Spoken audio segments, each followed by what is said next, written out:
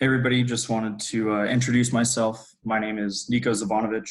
I'm a security engineer for Checkpoint in the Southwest. I'm very honored to be able to speak to you guys. Sorry that it's not in person, life has changed a little bit. I do hope that everybody's staying safe out there. And yeah, let's get started. I recently came to Checkpoint from Johns Manville, which is a Berkshire Hathaway subsidiary, where I worked in network security and operations, and then most recently in incident response for Berkshire Hathaway proper. From there, I did a lot of different kinds of things, but one of the main ones was kind of taking the leadership teams and taking the security operations teams, running them through tabletops and really incident response preparedness, and seeing, okay, where does my organization line up in terms of this type of attack, right? So if we go through a tabletop and we say, okay, this is a DDoS attack, can my team respond to that attack effectively? And can they do the job that they need to be able to do? Whether that means team members, do they have team members that are qualified and, trained up on those tools? And do they have the actual tools and able to do that job effectively? So that's kind of something that I'm going to do with you guys today here. Is I'm going to run through an attack that I have worked previously at my old employer. I've changed some of the details so that keep things anonymous. But I want you to take your position in this attack and take your team, right? So I don't care what tools you have. I might work for Checkpoint, but I want you to take your tools in your arsenal.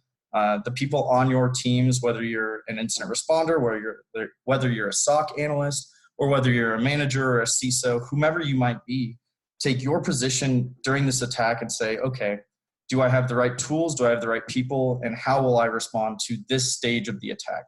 And then once we've gone through each stage of the attack, give yourself a nice rating at the end and say, okay, yes, I would have done awesome, would have owned this attack and I would have, squashed it.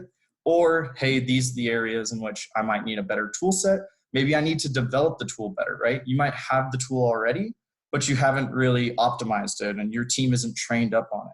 So start thinking of all these things as I move through this presentation. So the agenda today, like I was saying, we're going to go through the backstory of the attack. So I'm going to give you a little foundational information on who is the company that we're working for, right? Who is running the attack, right? Who is attacking us? And then what key players do we have? What tools do we need? And go from there. So after the backstory, we'll go through the initial attacks. This is stage one of the attack. And then how did the team respond to it immediately? So what was their first steps? Were their first steps correct? Would you have done anything differently? After that, we'll kind of take a breath, analyze the situation, and then we'll go through the second phase of the attack.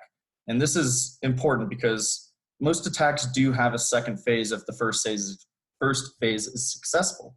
And that's something that we all want to keep in the back of our minds of, hey, this might not be done already. This might just be starting. So something you need to do. So we're going to go through the continued incident response and how we are continuing to respond to the incident as it is developing. And then what mitigation techniques are we using to try and stop this stage of the attack, right? What tools do we have in place? What do our playbooks say? What does our management say? What are the decisions that are being made? And once we do that, I'm going to go through the complete attack overview.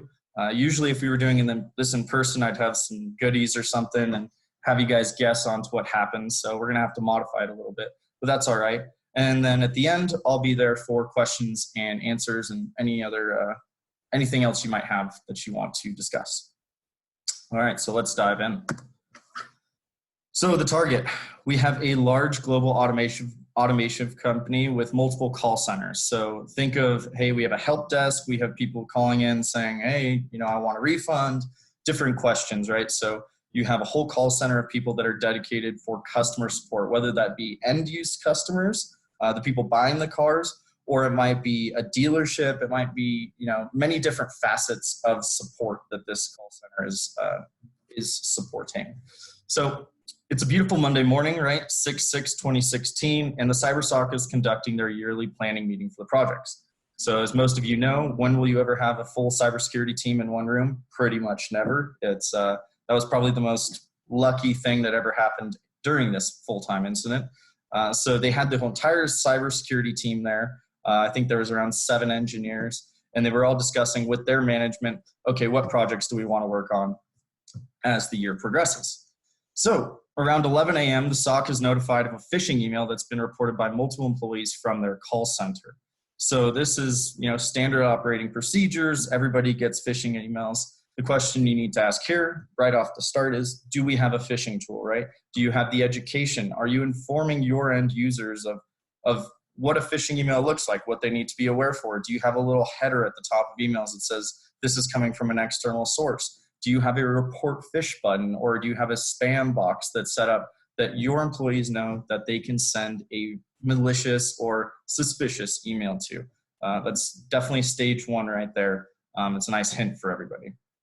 So the SOC is going through and they start analyzing the email, and they discover that it's a legitimate email, and it's originating from one of the managers in the call center, and her name is Paige.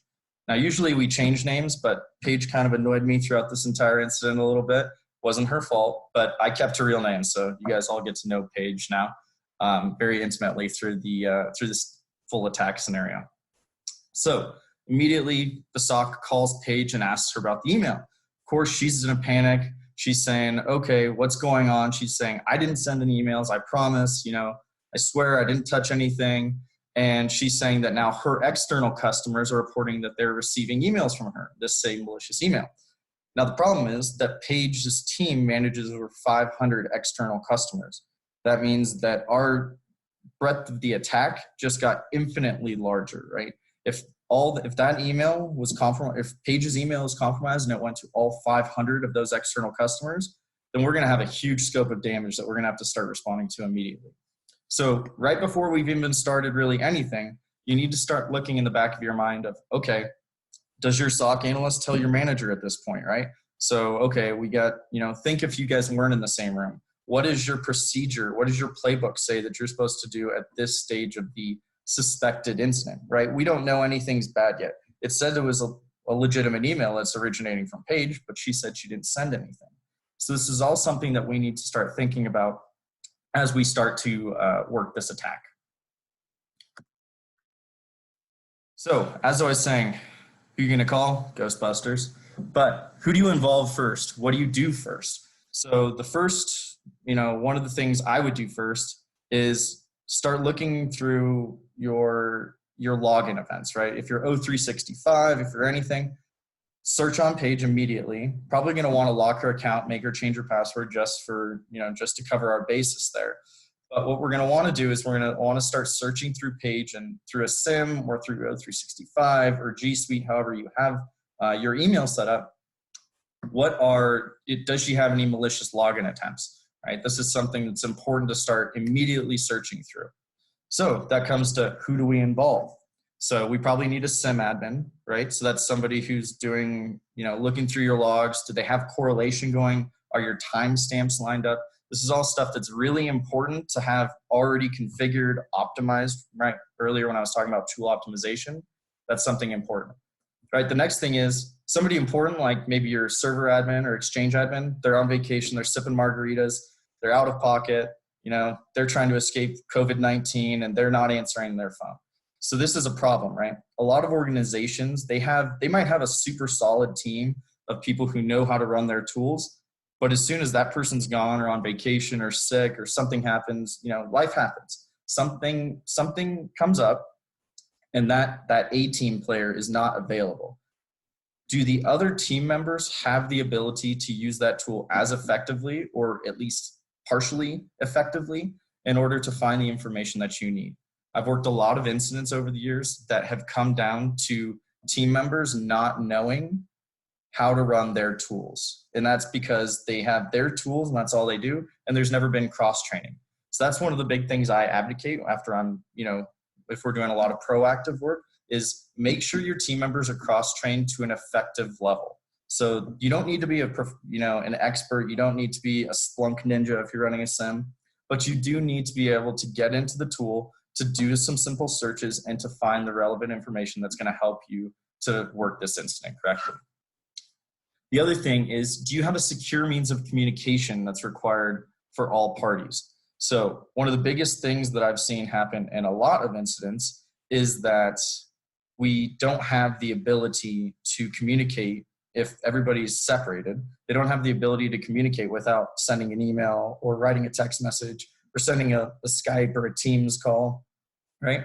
But as soon as you put anything that involves a breach into a hard copy, then that means that that is now discoverable evidence and you have a time clock that's starting. So that is really important to note. Always use a whiteboard, use something that you can throw away, erase, that's not going to be discoverable, because you don't want that timer for disclosure to any parties to start before you really know it's an incident. Because you could have an analyst accidentally say, say you have, an intern or something who's helping you work this incident, and they say, hey man, it looks like we've been hacked. That's now discoverable evidence in court, and that's starting a timer that you have to disclose to all the relevant parties if you were actually breached. So make sure you never say that we breached or hacked or anything like that, because it can get you into quite a lot of trouble. So moving on. Incident discovery, right? So one of the first things we did for this incident was we isolated the computer, whether it's Sandblast Agent, which is Checkpoint's EDR tool, whoever you're using, it doesn't really matter to me. I'm on the engineering side, not as much so on the sales side. I just want you to have an EDR tool that's able to isolate a host and to do some basic forensics while on the network so that your admins can get to it, especially in times like today where we have everybody working remote. We can't go physically touch that box because that person might live across the planet, right? We don't know where they are, but we need to be able to isolate that host so that only the admins can get to it, but that we also stop a spread if Paige's PC was actually compromised. And again, we don't know that Paige's PC was ever compromised yet. That's something we're still in that discovery mode. So we go to the Exchange admin, right? That's people we need to involve. And they say, okay, Paige had multiple failed logins on a Tuesday 3 weeks ago. What does this mean, right? Do we know that Paige's computer was actually being attacked by this same person? No, we don't. Do we know that Paige might have just, had a few beers or something and typed her password in wrong? We have no idea. So this is, again, more evidence that's going towards a direction of an incident that might be a breach, but it's not conclusive yet. So we go to our SIM admin then. And from there, we narrow down the logs. And one of the important things in narrowing down logs is knowing what to search for. It's another thing to know how to search for that, but knowing what to search for is very important. So what we did is we looked for successful logins for Paige, and we said, okay, let's look at the geolocation of those logins. We know that Paige works in Germany, and we know that she's going to have maybe a VPN login from the US where another data center is. But looks like the SIM admin finds that there's been 12 successful logins from countries outside of the United States and outside of Germany. I forgot to add that into the slide. So now we know we have an issue, right? We know that there's been successful logins to Paige's account from people other than Paige. Paige hasn't been traveling. We already confirmed that with her. So now we have an incident. So we took those 12 IP addresses and we said, okay, where are these people else? Where else are they logging into, right? So now we know that, hey, this attack has happened not against just Paige, but we know that other employees are also being targeted. And we know that 3 other employees had successful logins from those IP addresses. And that's so far, right? This was about hour 4 into the discovery. So at this point, we know quite a bit that's happened and we don't know quite a bit. So we do know that Paige's account has been probably compromised. We can take a pretty good guess there because she has the logins from other countries, from other locations that she hasn't been traveling to. And we also know that other employees are also compromised. So at this point, I want everybody to kind of take a second to yourselves and ask yourself, okay, what tools do I have that could have detected where we are right now? How many people know how to use those tools? And then what are we doing next, right? What have we already done? So we locked Paige's account, and then we locked the other 3 employees' accounts. We now have 4 employees' accounts who've been locked already and the password's changed. Do we think we need to start doing other employees' accounts? Do we need to lock everybody's accounts, password? in the organization, we don't actually know that Paige's computer has been compromised. We only know that her email account has been compromised, or we're suspecting that at this point. That's another thing to think about. Now, the question comes, what are we doing next? So again, I said 4 or 5 hours have passed. So we're getting towards the end of people's workday. Are we all going home at this point? Do you have a incident response retainer? That is something that I preach. Everybody should get. There are $0 retainers. There are very low cost retainers. Checkpoint has their own incident response retainer that you can get if you need one. But get your NDAs signed, get everything signed at the beginning, right? You want to have all your paperwork signed. You want the lawyers out of the way in order to do the job effectively at this point. If you have everybody going home, right? We're at like, 4 or 5 o'clock in the afternoon now. People are tired, cranky. We've all been in a room together working this incident. Now you need to be able to call a IR firm and say, hey, either we have the B team of our actual internal employees that are coming in to work this incident, or if you're not that big, then you need to have an IR firm who's coming to work the incident right now. But if you have to wait for all that paperwork to get done, all the NDAs signed, and et cetera, then you're going to have a way longer night and it's going to be a headache. So get everything signed before an incident happens. This should be part of your playbook. This should be part of your yearly planning. Make sure you have everything running. So think about all those things, take a little bit, and then we'll go on to the next portion of this attack. So again, I just said, who's working the incident? Are all the right roles required to work the incident? So, we might have somebody who has to go pick up their kid from soccer practice, say, okay, does anybody else know the tool that person can run? Or do we have to wait for that person to go pick up their kid, go home, get onto the computer, log into the VPN, right, and go from there? This is something we need to have in our playbooks. This is something you need to have those contingency plans written down. So I always encourage everybody to look at your playbook and say, hey, okay, this is our SIM expert. Say it's Splunk, right? This is our Splunk expert. Now, who are the secondary and tertiary people who know how to run that tool? They know the admin level rights that they need in order to do all the right queries. If they need to do correlation, do they know how to do that? Make sure you have that for all of your major tool sets in your arsenal that you are going to use or could potentially use to respond to an incident. The other thing that we want to do is, does anybody else need to be included? A lot of times when we're working an incident, we might have people, engineers, they get very focused, your head's in the sand, you're focusing on your one thing. One thing that you really need right here is, do you have a manager who knows what's going on, but doesn't have a direct responsibility for a tool? This is important because they need to be directing. You need a incident response lead person, somebody who can say, check in with everybody and say, hey, okay, where's your status right now? Where are you at? The other thing that's very, very important is to have a scribe. This could be the same person that's doing the incident response lead job, but not always. You need somebody who can write down, okay, the SIM admin did this command at this time and found this information. Write it down on a whiteboard or, piece of paper, whatever you're using to take those notes. But again, I encourage you not to have anything that could be discoverable. So this means nothing in hard copy, nothing in emails, nothing electronic per se. But you need somebody who can write down, okay, we locked Paige's account at this time frame. That's very important when you're doing your after incident report, your after action reports, and say, okay, at this time frame we did this. And you don't have to go back searching through your logs and saying, okay, I can't remember what we did at this point. What did we do first? Because this is all very important, not only for training you in the future, but for looking back at the incidents and looking, hey, we could have done a little better in this scenario. Next, what we want to do is involve upper management or legal, possibly. So depending on the incident, and again, we're going to go to Paige's incident here, do we need to involve legal yet? I don't know. Have we searched through Paige's inbox? Do we know if there's any PII? She's in Germany, so we have to relate to GDPR. Has there been any information that says, hey, we need to get our legal team in here, right? Do we have driver's licenses, home addresses, anything that's identifiable to a person or whatever kind of regulations you might have in your organization? Know if you need to involve legal yet, because legal wants to be involved usually too soon, and sometimes they can slow down your response to the attack.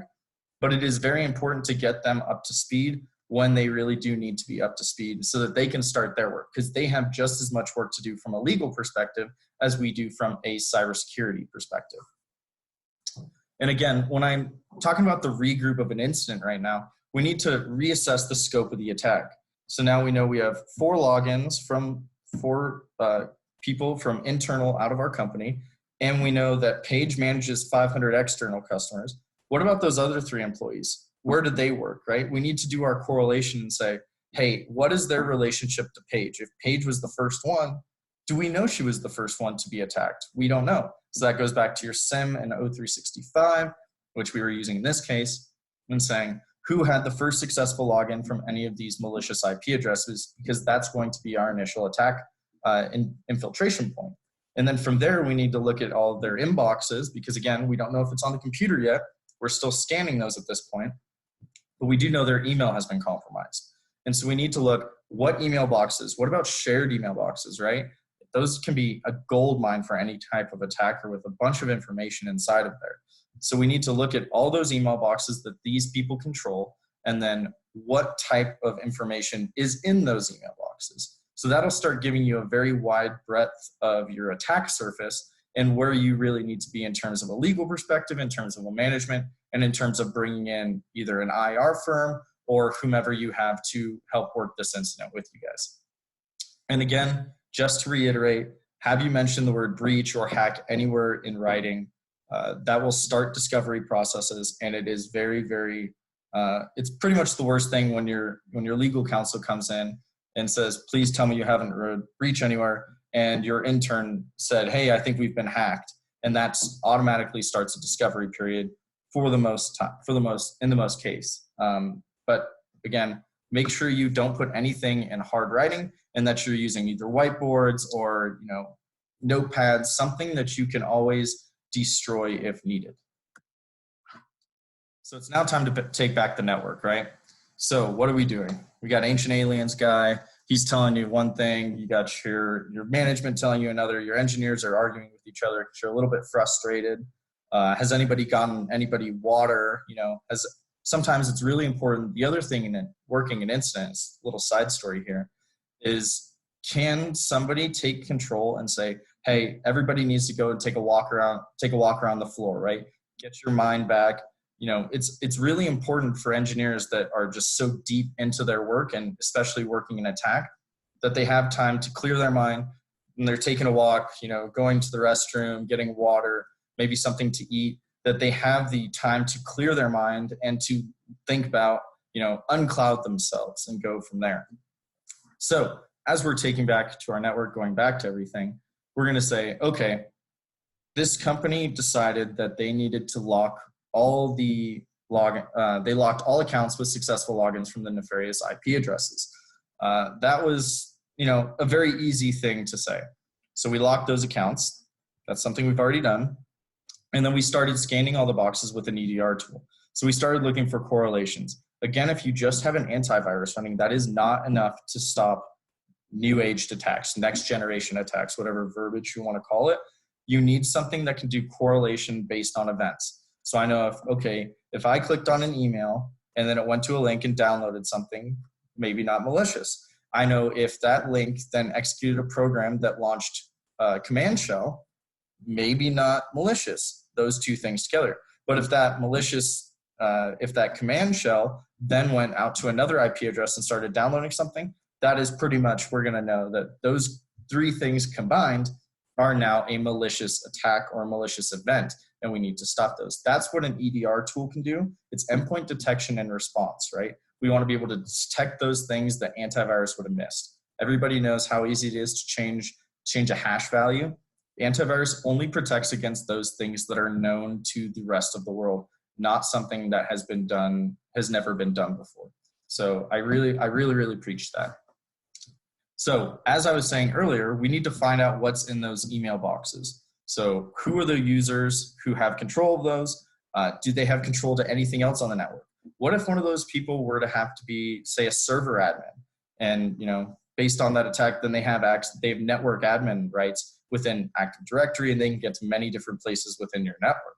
That's a huge thing. So start looking at the scope of the attack, not just who was attacked, but what access they have within your network and what information they have within their email boxes or on their desktop, what's going on there. And again, as I was saying earlier, who's going to work the second shift of this incident? And that's really where you want an IR firm if you guys aren't big enough. Some of your organizations might be quite large and you have, round the clock 24/7 SOCs, and that's awesome. Then you know who's working that second stage of the incident because you have your playbooks developed and everything from there.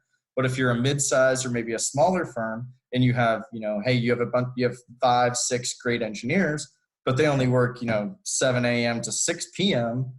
Throughout their shift, who's working overnight? Are we just going home? Or are we going to let this, just go on? That depends on the type of the attack, what you're researching, and what's going on within your organization. How critical is that information? But best case scenario, you continue to work that attack until it is resolved, which might very well mean that you're working for a week straight on this on multiple shifts. Sometimes that happens and it's never fun, but that's the thrill of being in cybersecurity. So again, we're going to look at the scope of the attack. And one of the most important things is to be constantly reevaluating it. There's a reason I have kept saying it within my presentation today to you all, and what you need to keep doing in an actual incident that you are working is, okay, has the scope of the attack changed, right? What tools am I using right now? So the scribe should be writing that down. So, whether it be, Jim used the SIM tool to do this query, or, hey, Brian did this with the exchange tool. You need to write those things down so that you can go back to those engineers later and say, okay, Sarah's doing this, Jim's doing this, Brian's doing this, and we have that attack in place. And we have those records. And then look at the scope of the attack and say, all right, this is where we are at this moment with the information that we have provided to us. And again, one more time, get your retainers. So on the 7th day, wasn't really the 7th day, I say that, but it was more like, I think around the 38th day, something like this. We had to reset all network passwords. That was a call made by the management team. I actually advised against this in my case because I've seen that it can break a lot more than it can help. And everybody might think, okay, yeah, we had to reset all the network passwords, not a problem. Until you think about how many service level accounts that you have that are running all these servers and all these processes that somebody set once, has forgotten, and never had to go back and change. And that might be 7 years down the line that they haven't changed it. Actually, the employee who implemented that tool is no longer even with the company. Those are all repercussions for the actions in which the team had to deal with. And this slammed their help desk, absolutely destroyed them because they had over 2,000 accounts that they just automatically locked. Think about all the users who are on VPN, all the salespeople. This really took a giant interruption to their entire business operations. It wasn't just the cybersecurity side or just the IT side. It brought down the business to its knees and said, okay, we need everybody to call in, and they gave them time slots in which their last name, they could call into the help desk so that they could get them all working.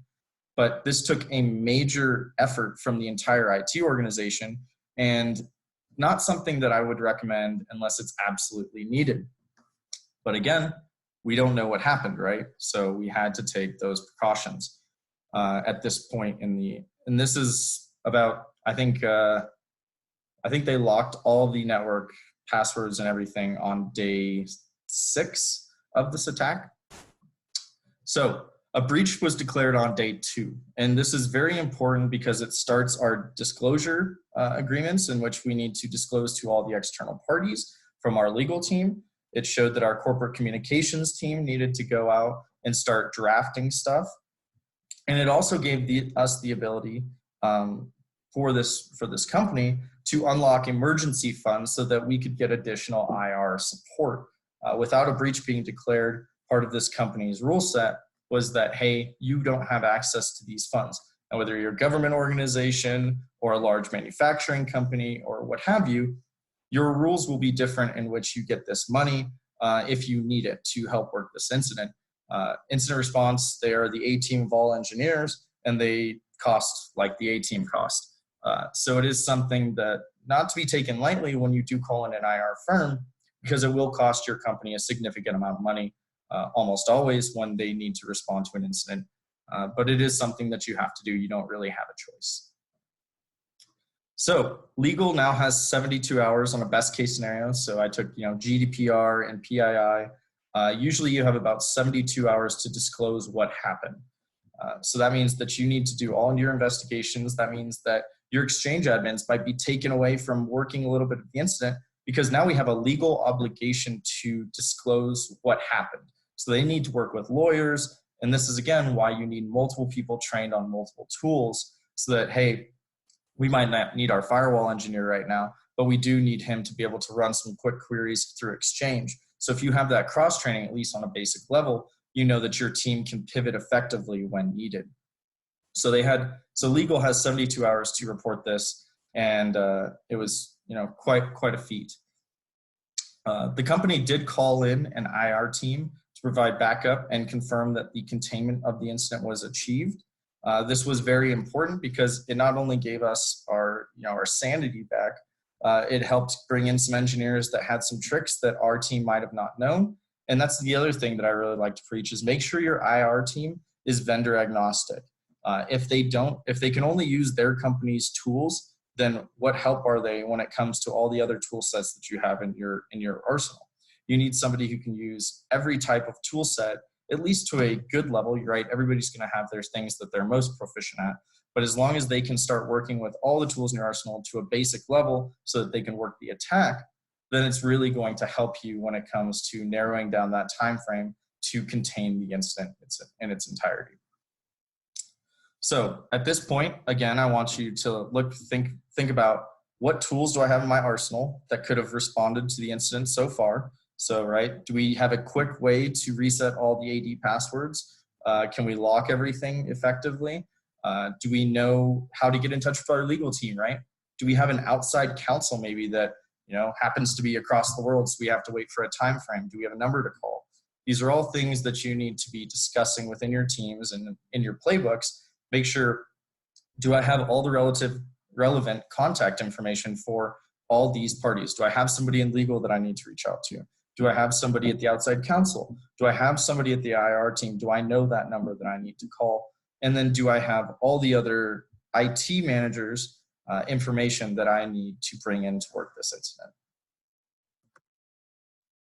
So what happened, right? Let's look at the attack, see what happened. So Paige and a few of her colleagues were sent phishing email asking her to sign into her O365 account, right? Everybody is now transitioning, or not everybody, but a large majority of my customers at least are transitioning from on-prem O365, an Office, an Exchange, to the cloud.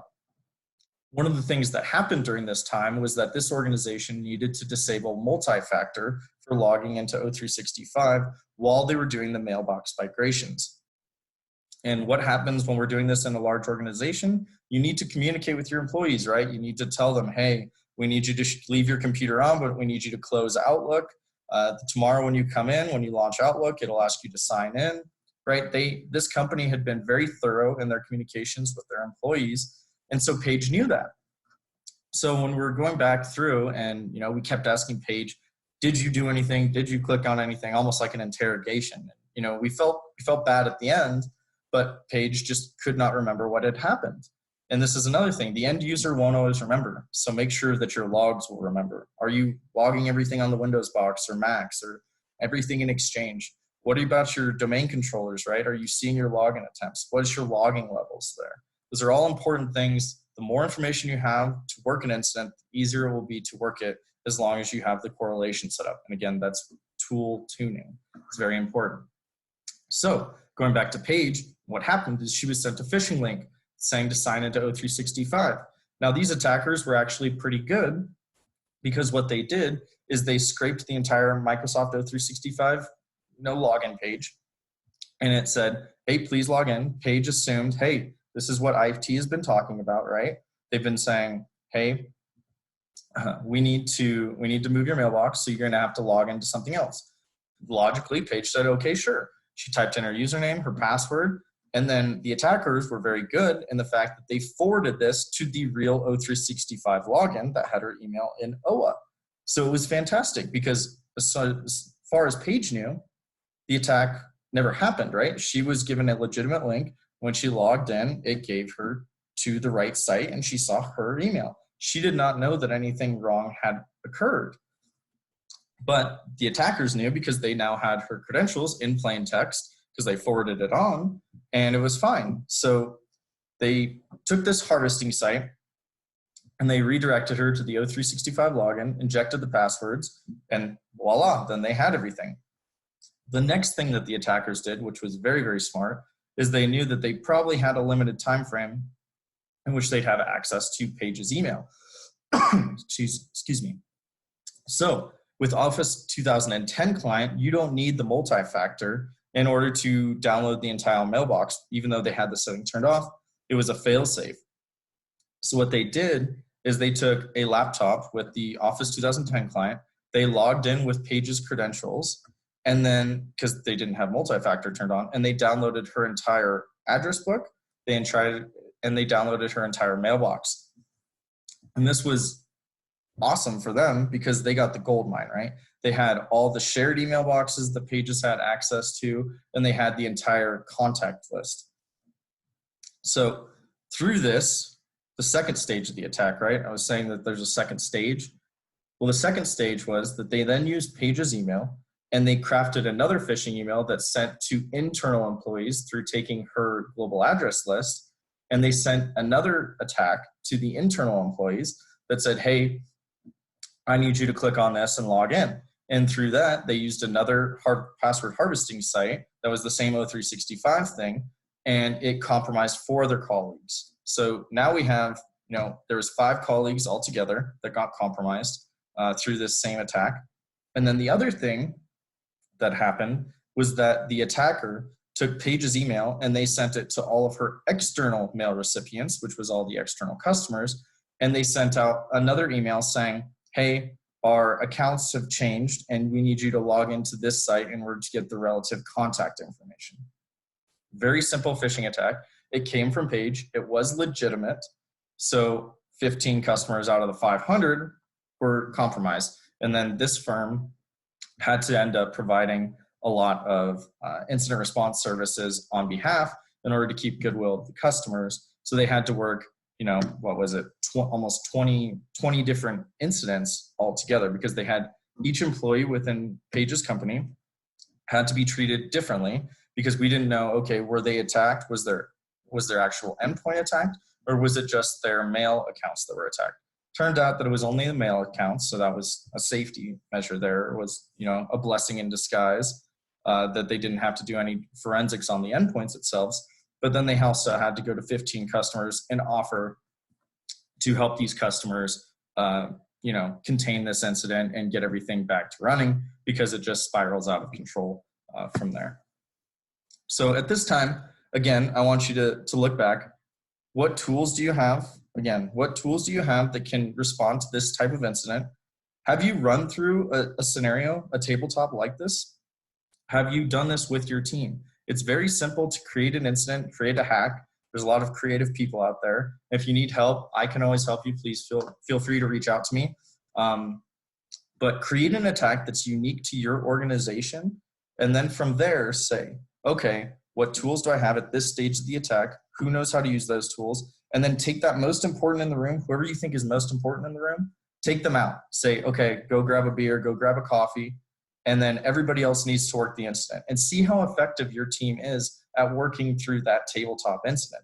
Because that will tell you where you are in reality, right?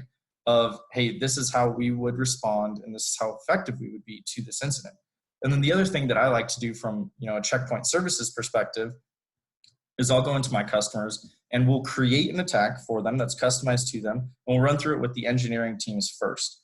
Once we run through it with the engineering teams, we take all their answers and all the content they've said, and then we run through the exact same attack with the executive leadership teams and those who are in charge of the company as an overall perspective. And we say, this is what your engineering teams were able to do based on this attack with the tools that they have currently in their arsenal and the training that they have currently received, right?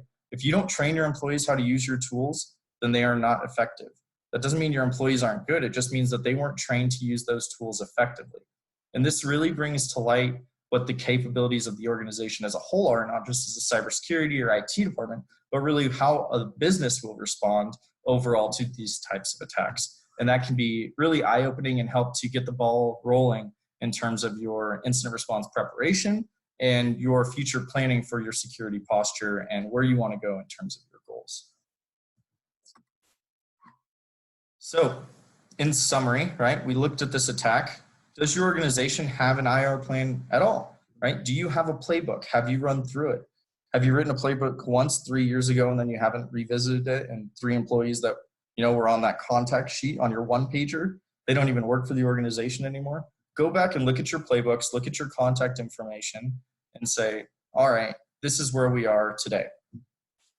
The other thing is, do we have the right tools to conduct IR effectively, right? Not only do we have the tools, but are they optimized? Hey, we have a SIM. Awesome, cool. What do you have going towards it? What are you piping towards it? Oh, just our firewalls. Okay, so you don't have any domain controllers, you don't have any endpoints, you don't have any big server logs? No, because it's expensive, right? But those things become invaluable when it comes to working an incident. And then 1 through 10, rate you guys, yourself, your organization, how do you think you would have performed against this same attack? It's very important to say, yes, we would have performed well. These are the areas that we would have, we would have killed it. Our team, we got the A team, we're good. We have, backups, everybody's cross-trained really well.